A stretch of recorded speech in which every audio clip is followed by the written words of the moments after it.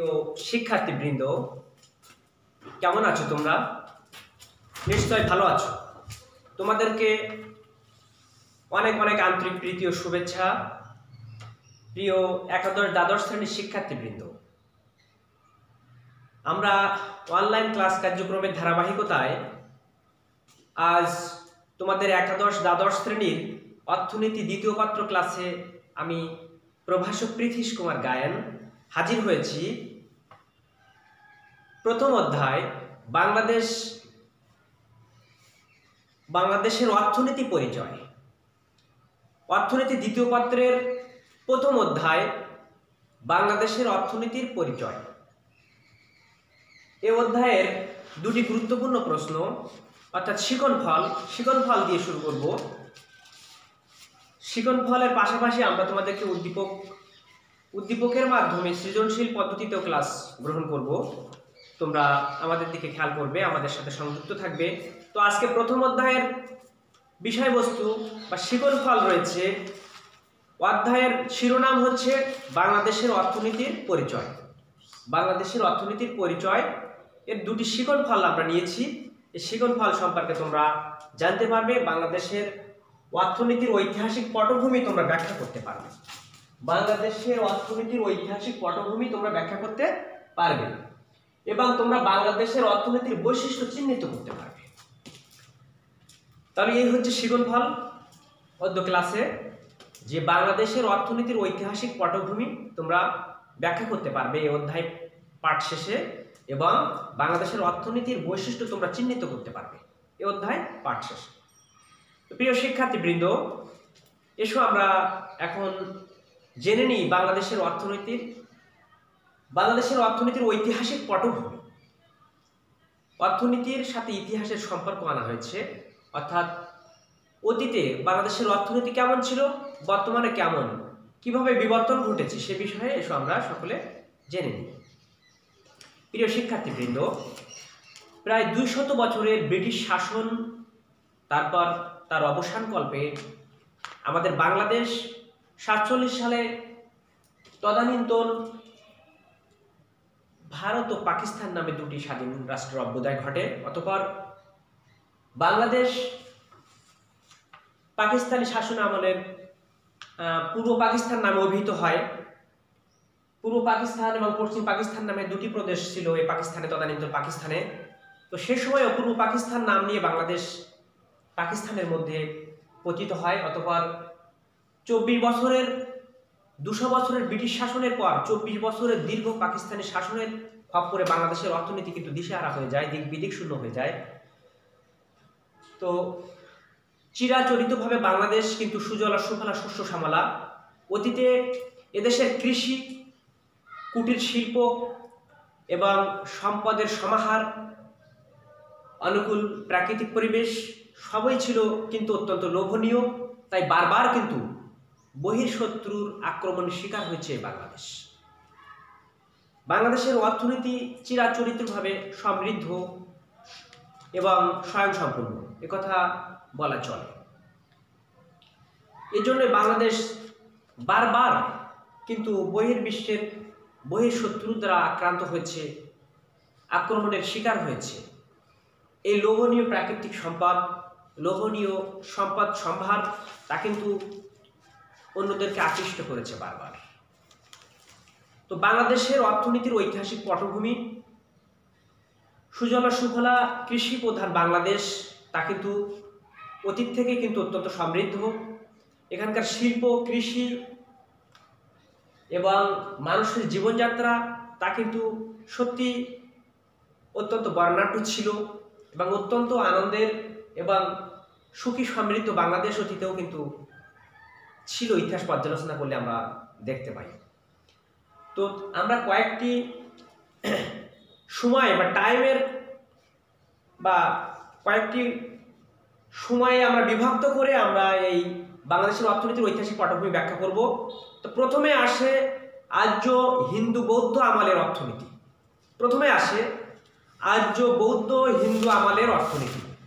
অতঃপর আসে মুসলিম যুগের বা সুলতানি আমলের অর্থনীতি।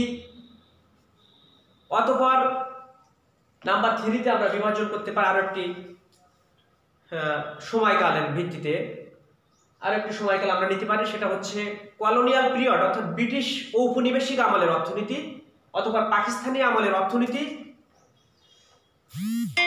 অথবা আমাদের বর্তমান বাংলাদেশের অর্থনীতি। তো এই হচ্ছে ঐতিহাসিক পটভূমি। এখন আমরা বিস্তারিত আলোচনার দিকে অগ্রসর হব। তো প্রিয় শিক্ষার্থীবৃন্দ, তোমরা প্রথমে জানতে পারবে আর্য হিন্দু বৌদ্ধ আমলের অর্থনীতি। স্যার হচ্ছে দেখেন স্যার, আর্য হিন্দু বৌদ্ধ আমলের অর্থনীতি এ বিষয়ে প্রথমে তোমরা বিশদ জ্ঞান লাভ করবে। প্রথম পয়েন্ট, তো আর্য বৌদ্ধ হিন্দু এই পিরিয়ডটি ছিল 1200 খ্রিস্টাব্দের পূর্বে। তো এ সময়ের অর্থনীতি ছিল কিন্তু অত্যন্ত সমৃদ্ধ। এ সময় মানুষের বাড়িতে বাড়িতে কিন্তু গোয়াল ভরা গরু ছিল, আর খেতে প্রচুর শস্য হতো, গোলা ভরা ধান ছিল, পুকুর ভরা মাছও ছিল। এ সময় বাংলার প্রকৃতি, বাংলার সমাজ ব্যবস্থা ছিল অত্যন্ত সুখী সমৃদ্ধ স্বয়ংসম্পূর্ণ সমাজ ব্যবস্থা তখন বিরাজিত ছিল। তো সে সময় কিন্তু হিন্দু বৌদ্ধ আর্য আমলে মানুষের মনে কিন্তু শান্তি ছিল, জনসংখ্যার চাপ ছিল অত্যন্ত কম এবং সম্পদের সমাহার ছিল অত্যন্ত বেশি, যে কারণে মানুষের মাঝে কোনো অভাব ছিল না। তো সে সময়ে এই যে পুকুর ভরা মাছ, গোলা ভরা ধান, গোয়াল ভরা গরু, এই চিত্র ছিল। তার পাশাপাশি আর্য হিন্দু বৌদ্ধ আমলের রাজারা তখন শাসন করতেন, দেশ রাষ্ট্র শাসন করতেন কিন্তু সুশৃঙ্খলভাবে। এবং সে সময় কিন্তু অনেক প্রত্নতত্ত্ব সে সময় কিন্তু আবিষ্কৃত হয়েছিল। প্রত্নতত্ত্বের নিদর্শন আমরা পাই। সে সময় কিন্তু অনেক স্থাপত্য নির্মিত হয়। সে সময় কিন্তু কাষ্ঠ শিল্প সমৃদ্ধি লাভ করেছিল। কাষ্ঠ শিল্প সমৃদ্ধি লাভ করেছিল অন্যান্য তৈজস যে ক্রিয়াকর্মগুলি, যেমন বাসন শিল্প, তামার শিল্প, তাম্র শিল্প যেটা বলি, স্বর্ণ শিল্প, এছাড়া কিন্তু মৃৎশিল্প কিন্তু সমৃদ্ধি লাভ করেছিল। কাষ্ঠ শিল্প, মৃৎশিল্প এবং বিভিন্ন ধাতব শিল্প সে সময় কিন্তু প্রচুর সমৃদ্ধি লাভ করেছিল। তো এই সময় কিন্তু বৌদ্ধ এবং হিন্দু আর্য আমলের রাজাদের আমলে অনেক স্থাপত্য কিন্তু এখনো আমাদের চোখের সামনে আমরা সচক্ষে অবলোকন করতে পারছি, সচক্ষে সেগুলো আমরা দেখতে পাচ্ছি। যে প্রাচীন স্থাপত্যর নিদর্শন সেগুলি, সেই ভাস্কর্যগুলি প্রাচীন কিন্তু হিন্দু আমলে, আর্য বৌদ্ধ রাজাদের আমলে কিন্তু নির্মিত হয়েছিল। তো সে সময় আসলে এই সকল শিল্প কিন্তু সমৃদ্ধি লাভ করে। সে সময় থেকে কিন্তু মসলিন শিল্প, বাংলাদেশের মসলিন শিল্প, রেশম শিল্প, কাপড় শিল্প, এগুলি কিন্তু চিনি শিল্প, এগুলো কিন্তু সমৃদ্ধি লাভ করতে থাকে এবং বহির্বিশ্বে এগুলো প্রসার লাভ করতে থাকে। তো অতঃপর এই আর্য হিন্দু বৌদ্ধ শাসন আমলের পরপরই অর্থনীতির ঐতিহাসিক পটভূমি ধারাবাহিকতায় এবারে নেমে আসে সুলতানি আমল, অর্থাৎ মুসলিম শাসন আমল। মুসলিম শাসন আমল বা ঐতিহাসিক সুলতানি আমল। তো অর্থনীতির ওই ইতিহাস পর্যালোচনা করলে, ঐতিহাসিক পটভূমি ব্যাখ্যা করলে আমরা দেখতে পাই যে এই সুলতানি আমলকে, এই মুসলিম আমলকে কিন্তু ইতিহাসের স্বর্ণযুগ বলা হয়, অর্থনীতিরও স্বর্ণযুগ বলা হয়। এ সময়ে কিন্তু বাংলাদেশ, আমাদের এই এলাকা, এই বঙ্গদেশ কিন্তু অত্যন্ত সুখী সমৃদ্ধ ছিল এবং এ সময়ে এদেশের অর্থনীতি ছিল অত্যন্ত সমৃদ্ধ এবং সম্পদশালী, অত্যন্ত বলশীল অর্থনীতি আমরা দেখতে পাই এই সময় পর্যালোচনা করলে। এই সময়ে কিন্তু বাংলাদেশের দ্রব্যের দাম ছিল খুবই কম, টাকায় 8 মণ চাল পাওয়া যেত। আমরা শুনেছি স্বাস্থ্য খারাপ হবে।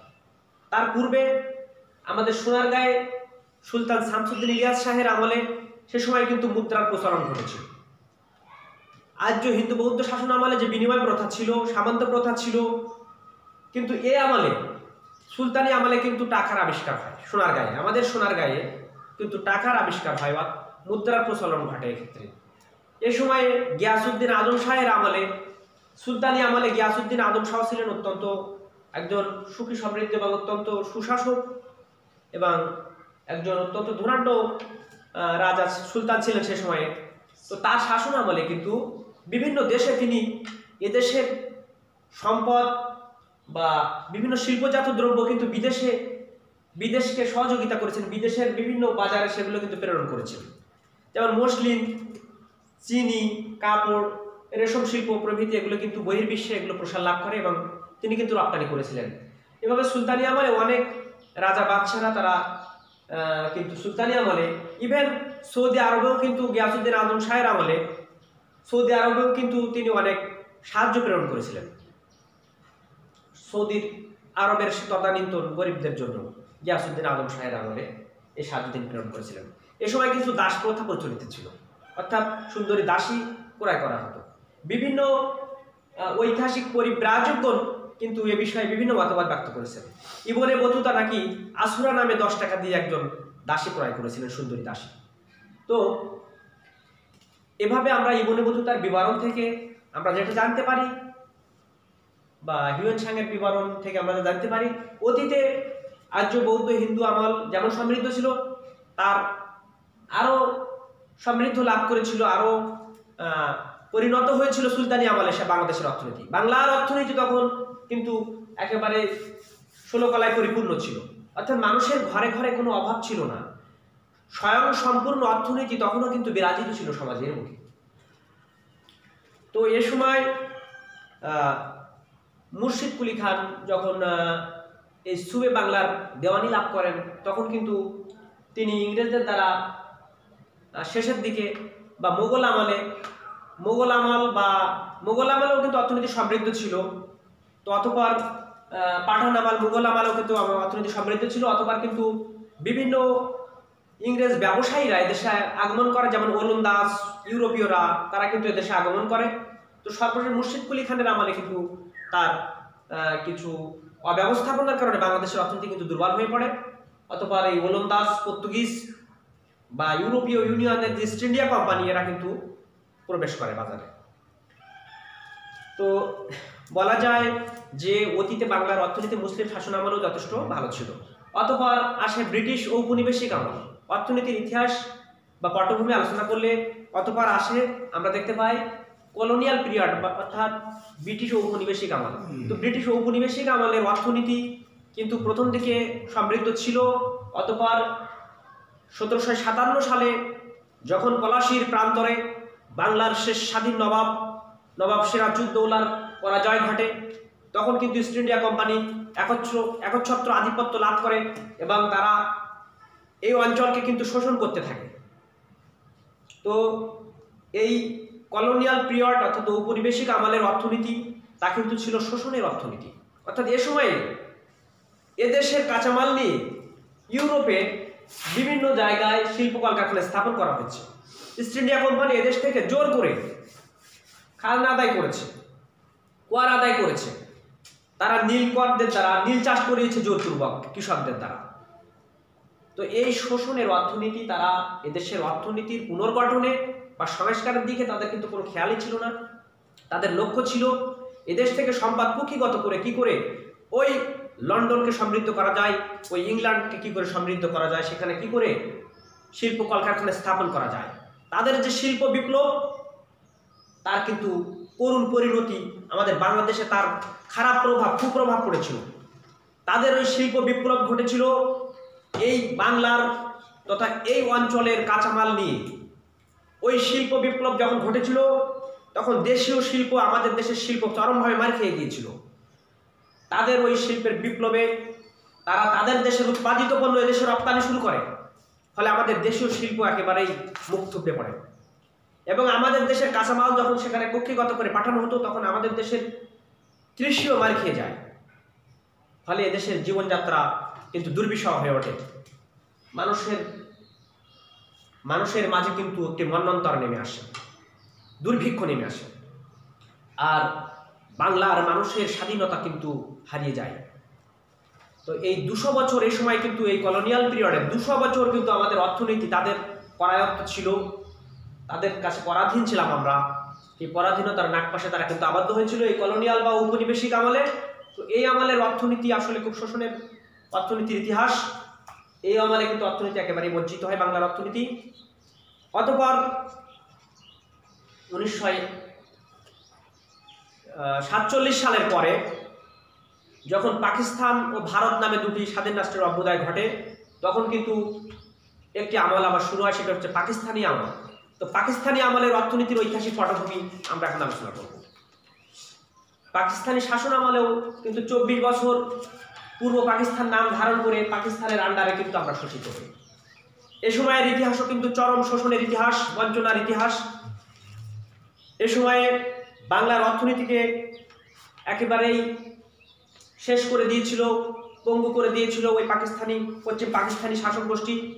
তারা কিন্তু এদেশের কাঁচামাল নিয়ে ওই লাহোর, করাচিতে শিল্প কলকারখানা স্থাপন করেছিল। এদেশের মানুষের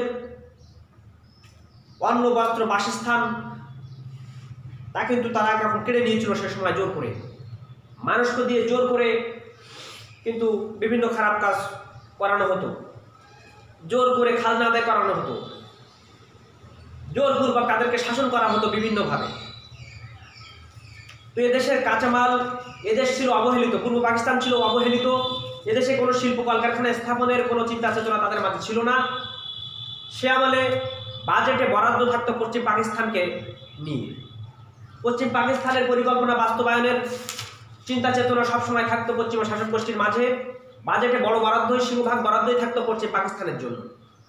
আবার বৈদেশিক সাহায্য তা কিন্তু বন্টনে চরম বৈষম্য পরিলক্ষিত হতো। বৈদেশিক যে সহযোগিতা বা সাহায্য তা পশ্চিম পাকিস্তানে যেত, পূর্ব পাকিস্তান কোনো কানাকড়ি পেত না। তো এভাবে তারা কিন্তু বারবার ওই পশ্চিম পাকিস্তানিরা আমাদেরকে কিন্তু শাসন করেছে। দীর্ঘ 24 বছর কাল আমাদেরকে অত্যন্ত কঠোরভাবে শাসন করে আমাদের অর্থনীতিকে একরকম পঙ্গু করে দিয়েছিল। একদম অর্থনৈতিক মেরুদণ্ড একেবারে ভেঙে দিয়েছিল এই পশ্চিম পাকিস্তানি শাসন আমলে। তখন কিন্তু বাংলার সেই স্বয়ংসম্পূর্ণ অর্থনীতির ভিত কেটে যায়। তখন কিন্তু মানুষের মাঝে অভাব দেখা দেয়। তখন এদেশের অনেক মানুষ অর্থনৈতিক সমস্যায় পতিত হয়ে এলাকা ত্যাগ করে। অনেক সমৃদ্ধ, অনেক ধনী মানুষরাও কিন্তু অর্থনৈতিকভাবে কিন্তু ক্ষতিগ্রস্ত হয়। তারা দিশেহারা হয়ে বিভিন্ন স্থানে গমন করে। তো এ হচ্ছে বাংলাদেশের অর্থনীতির ঐতিহাসিক পটভূমি। অতঃপর 1971 সালে বঙ্গবন্ধুর নেতৃত্বে যখন দুর্বার মুক্তিযুদ্ধ গড়ে ওঠে, মুক্তিযুদ্ধের মাধ্যমে কিন্তু বাংলাদেশ নামক একটি স্বাধীন রাষ্ট্রের অভ্যুদয় ঘটে এবং এই ক্ষয়িষ্ণু বা ক্ষয়প্রাপ্ত অর্থনীতির, এই ভগ্ন অর্থনীতির পুনরুদ্ধারে কিন্তু বঙ্গবন্ধুর নেতৃত্বে কাজ শুরু হয়। জাতির পিতা, জাতির জনক বঙ্গবন্ধু, তার স্বপ্ন ছিল সুখী সমৃদ্ধ বাংলাদেশ গড়ার। তিনি কিন্তু অত্যন্ত দেশপ্রেমিক ছিলেন, রিয়েল প্যাট্রিয়ট ছিলেন তিনি। তো সেই জাতির পিতা বঙ্গবন্ধু শেখ মুজিবের নেতৃত্বে বাংলার অর্থনৈতিক পুনরুদ্ধারের সচেষ্ট হন তিনি। এই পুনরুদ্ধারের কাজ শুরু হয়। তিনি কৃষকদেরকে ভর্তুকি প্রদানের মাধ্যমে উৎসাহিত করেন। বিভিন্ন বৈদেশিক সাহায্য ঘরে ঘরে পৌঁছে দেন তৃণমূল পর্যায়ে। শিল্প কলকারখানা স্থাপনের নিমিত্ত তিনি সরকারিভাবে কৃষকদেরকে বা বিভিন্ন উদ্যোক্তাদেরকে সহযোগিতা করেন, উৎসাহিত করেন। নতুন নতুন শিল্প কলকারখানা আবারও স্থাপিত হয়। এ সময় কিন্তু আদমজি জুট মিলস, কেরওয়ান কোম্পানি প্রভৃতি চিনি শিল্প, পাট শিল্প তা কিন্তু আবার নতুনভাবে তারা কিন্তু শক্তি পায়, প্রাণ ফিরে পায়। কৃষকদের মাঝে তিনি বিনামূল্যে সার সেচের ব্যবস্থা করেছিলেন, আধুনিক চাষাবাদ পদ্ধতির প্রবর্তন করেছিলেন। ফলে বাংলার অর্থনীতি তা কিন্তু আবারও জেগে ওঠে, অর্থাৎ উন্নয়নের সোপানে পা রাখে। তারপর হাঁটি হাঁটি পাপা করে উন্নয়নের ছোঁয়ায় বাংলাদেশের অর্থনীতি কিন্তু অনেকাংশে এগিয়ে গিয়েছে। আমরা আশা করব যে 2050 সালের মধ্যে আমাদের বাংলাদেশ একটি উন্নত রাষ্ট্রে পরিণত হবে। স্বল্পোন্নত যত দেশ রয়েছে তার মধ্যে বাংলাদেশের কিন্তু সম্ভাবনা অপার আমরা জেনেছি, এবং উন্নয়নশীল দেশগুলোর মধ্যে বাংলাদেশ কিন্তু অন্যতম খুব দ্রুত বিকাশশীল একটি দেশ। অলরেডি বেশ কিছু উন্নয়ন প্রক্রিয়া সাধিত হয়েছে এবং উন্নয়ন প্রক্রিয়া তা কিন্তু চলমান, ধাবমান গতিতে এই উন্নয়ন প্রক্রিয়া তা কিন্তু এগিয়ে যাচ্ছে। তো বাংলাদেশ ভবিষ্যতেও অনেক ভালো করবে, এই ইচ্ছা আমাদের, এই আশা আমাদের। তো প্রিয় শিক্ষার্থীবৃন্দ, তোমরা আশা করি এই আমলটি তোমরা জানতে পেরেছো, এই বাংলাদেশের অর্থনীতির ঐতিহাসিক পটভূমি তোমরা জানতে পেরেছো। আমরা কয়েকটি বিভাগে বিভক্ত করেছি সময়কালের বিবেচনায়, সময়কালের প্রেক্ষিতে, সময় বিবেচনায় আমরা প্রথমে আর্য হিন্দু বৌদ্ধ আমলের অর্থনীতি, অতঃপর মুসলিম সুলতানি আমলের অর্থনীতি, অতঃপর ব্রিটিশ ঔপনিবেশিক আমলের অর্থনীতি এবং দেন পাকিস্তানি শাসনামলের অর্থনীতি অথবা বাংলাদেশের বর্তমান অর্থনীতি, এই কয়েকটি ভাগে বিভক্ত করে আমরা অর্থনীতির ঐতিহাসিক পটভূমি তা কিন্তু আমরা আলোচনা করলাম। আশা করি তোমাদের ভালো লেগেছে, তোমরা আশা করি বুঝতে পেরেছো। এখন আরও একটি শিকনফল নিয়ে তোমাদের সামনে আমি হাজির হচ্ছি। শিকনফলটি হচ্ছে বাংলাদেশের অর্থনীতির বৈশিষ্ট্য। বাংলাদেশের অর্থনীতির বৈশিষ্ট্য সম্পর্কে তোমরা এখন জানতে পারবে। বাংলাদেশ কিন্তু দক্ষিণ এশিয়ার একটি দেশ, এটি একটি কৃষি প্রধান দেশ। বাংলাদেশের ৮০% মানুষ প্রত্যক্ষ এবং পরোক্ষভাবে কৃষির সাথে জড়িত, তারা ওতপ্রোতভাবে জড়িত। সুতরাং অধিকাংশ মানুষের ভাগ্যর উন্নয়ন ভাগ্য নির্ভর করে কৃষির উপর। তো বাংলাদেশের অর্থনীতি তা কিন্তু অতীতে অনেক সমৃদ্ধ থাকলেও মাঝখানে কিন্তু অনেক ধ্বংসপ্রাপ্ত হয়েছিল, বিভিন্ন হামলার শিকার হয়েছিল বাংলাদেশের অর্থনীতি। বিভিন্ন দিক দিয়ে তারা কিন্তু বঞ্চনার ইতিহাস রয়েছে, আমরা জেনেছি তো ইতোমধ্যে। তো এখন আমরা জানবো বাংলাদেশের বর্তমান বৈশিষ্ট্য। সুজলা সুফলা বাংলাদেশের অর্থনীতির প্রথম বৈশিষ্ট্য হচ্ছে কৃষি নির্ভর। বাংলাদেশের অর্থনীতি কিন্তু কৃষি নির্ভর অর্থনীতি। আমাদের দেশের শতকরা ৮০% লোক তা কিন্তু কৃষির সাথে ওতপ্রোতভাবে জড়িত। তাদের ভাগ্য নির্ভর করে কৃষির উপরে, তাদের জীবন জীবিকা নির্ভর করে কৃষির উপরে। তাই বাংলাদেশের অর্থনীতিকে কৃষি নির্ভর অর্থনীতি বলা চলে। আজও কিন্তু আমাদের দেশের অধিকাংশ মানুষ তা কিন্তু অন্ন বস্ত্র বাসস্থান সবকিছুর জন্য ওই কৃষির উপরে নির্ভরশীল। অথবা বাংলাদেশের অর্থনীতির একটি বৈশিষ্ট্য হচ্ছে শিল্পে অনুন্নত। বাংলাদেশের অর্থনীতি তা কিন্তু শিল্পে অনুন্নত, অর্থাৎ শিল্পে পশ্চাৎপদ। 1971 সালে স্বাধীনতা উত্তর সময় বঙ্গবন্ধুর নেতৃত্বে শিল্পের উন্নয়নে কিন্তু কার্যক্রম শুরু হয়। কিছুটা শিল্পের উন্নয়ন ঘটেছে, শিল্পায়ন কিছু কিছু হয়েছে, নতুন নতুন শিল্প কিন্তু তা কিন্তু গজিয়ে উঠেছে। তো তারপরও এখন বর্তমানে পরিস্থিতিতে বলা যায় শিল্পে এখনো বাংলাদেশ অনেক পিছিয়ে। তো শিল্পের উন্নয়ন ছাড়া আসলে বাংলাদেশের অর্থনীতির দ্রুত উন্নয়ন সম্ভব নয়, তাই শিল্পের বিকাশ দরকার।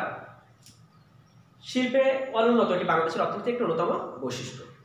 বাংলাদেশের অর্থনীতির বৈশিষ্ট্য হচ্ছে কৃষির উৎপাদন কম, এটি একটি বাংলাদেশের অর্থনীতির বৈশিষ্ট্য। বাংলাদেশের অর্থনীতি কৃষির উপর নির্ভরশীল, কিন্তু কৃষিক্ষেত্রে উন্নত রাষ্ট্রের তুলনায় আমাদের দেশে রেকর্ড প্রতি ফলন কম।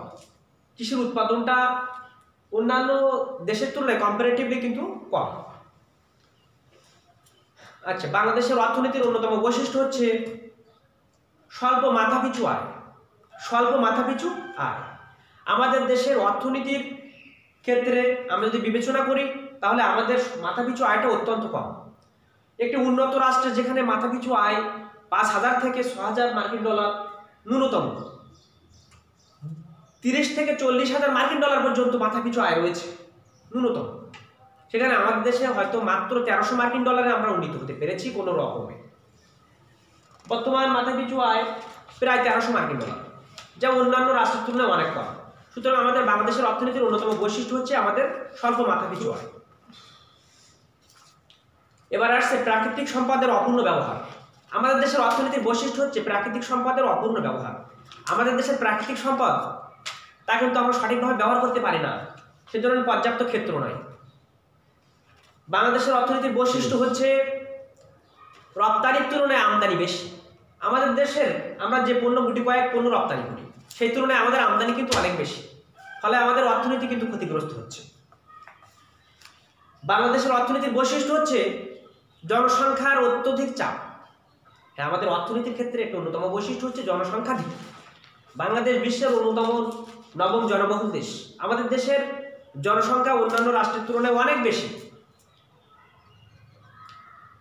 আমাদের দেশের এই যে জনসংখ্যার চাপ তা কিন্তু আমাদের অন্ন বস্ত্র বাসস্থান মৌলিক চাহিদার উপরে কিন্তু একটা সমস্যা সৃষ্টি করেছে, এবং এর ফলে কিন্তু এই জনসংখ্যার এই চাপের কারণে আমাদের অর্থনৈতিক উন্নয়ন কিন্তু ব্যাহত হচ্ছে। আমাদের বাংলাদেশের অর্থনীতির আরো বৈশিষ্ট্য রয়েছে। সে বৈশিষ্ট্য কি? যে কারিগরি জ্ঞানের অভাব। আমাদের দেশের অর্থনীতির বৈশিষ্ট্য হচ্ছে কারিগরি জ্ঞানের অভাব। আমাদের দেশে যে শিল্পের ক্ষেত্রে যে শ্রমিক রয়েছে তাদের কারিগরি জ্ঞানের অভাব রয়েছে, উদ্যোক্তাদের মাঝে কারিগরি জ্ঞানের অভাব রয়েছে, কৃষকদের মাঝে আধুনিক চাষাবাদ সম্পর্কে অনেক নেতিবাচক ধারণা রয়েছে, তারা এখনো সনাতন চাষ পদ্ধতি অবলম্বন করে। বাংলাদেশের অর্থনীতির বৈশিষ্ট্য কি? দুর্বল অবকাঠামো। আমাদের দেশের শিল্প কলকারখানা, বাংলাদেশের যে ভৌতিক অবকাঠামো পরিবহন ক্ষেত্রে কিন্তু অত্যন্ত দুর্বল, অনেক ক্ষেত্রে যোগাযোগ বিচ্ছিন্ন একেবারে বলা চলে। তবে নতুনভাবে কিন্তু আশা জাগানো হচ্ছে। চারিদিকে আমরা দেখতে পাচ্ছি পদ্মা সেতুর মধ্যে একটি বৃহৎ প্রকল্প, তা কিন্তু সুসম্পন্ন হয়েছে বর্তমান প্রধানমন্ত্রীর নিরলস প্রচেষ্টায়। আমাদের দেশনেত্রী জননেত্রী শেখ হাসিনার কিন্তু ঐকান্তিক প্রচেষ্টায় তিনি কিন্তু স্বীয় অর্থায়নে, আমাদের দেশের রাষ্ট্রীয় অর্থায়নে, দেশীয় অর্থে কিন্তু এই পদ্মা সেতু নির্মিত হয়েছে। তো আমাদের দুর্বল ভৌতিক অবকাঠামো, আমাদের ইনফ্রাস্ট্রাকচার সাইট কিন্তু খুব একটা ভালো না, যে কারণে আমাদের উন্নয়ন ব্যাহত হচ্ছে। আমাদের বাংলাদেশের অর্থনীতির একটি দুর্বল বৈশিষ্ট্য। তো বাংলাদেশের অর্থনীতির বৈশিষ্ট্য বিশ্লেষণ করলে আমরা দেখতে পাই যে আমাদের দেশের শ্রমের বাজার মোটামুটি ভালো। আমাদের দেশের শ্রম শিল্পে কিন্তু আমাদের বাজার মোটামুটি ভালো। আমাদের দেশে পর্যাপ্ত জনসম্পদ রয়েছে। এই শ্রম সম্পদ আমরা কিন্তু এদিক দিয়ে আমরা এগিয়ে, আমাদের দেশে যথেষ্ট পরিমাণ শ্রমিক রয়েছে এবং ম্যান পাওয়ার রয়েছে। এই শ্রমশক্তি যদি আমরা বিদেশে রপ্তানি করতে পারি, তাহলে আমাদের দেশের অর্থনৈতিক উন্নয়ন সাধিত হবে এবং অচিরেই বাংলাদেশ কিন্তু অনেক সমস্যা থেকে কাটিয়ে অর্থনীতিকে পুনরুজ্জীবিত করতে পারবে, অর্থনৈতিক পুনরুত্থান ঘটবে।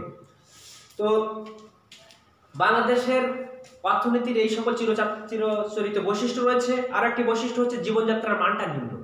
আমাদের অর্থনীতির চরিত্র বৈশিষ্ট্য বিবেচনা করলে আমরা দেখতে পাই আমাদের জীবনযাত্রার মানটা নিম্ন।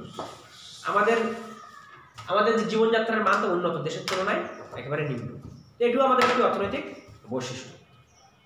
তো বাংলাদেশের অর্থনৈতিক বৈশিষ্ট্য আমরা যদি বিবেচনা করি, তাহলে আমরা যে আলোচিত এই সকল বৈশিষ্ট্য আমরা বাংলাদেশের অর্থনীতির ক্ষেত্রে দেখতে পাই।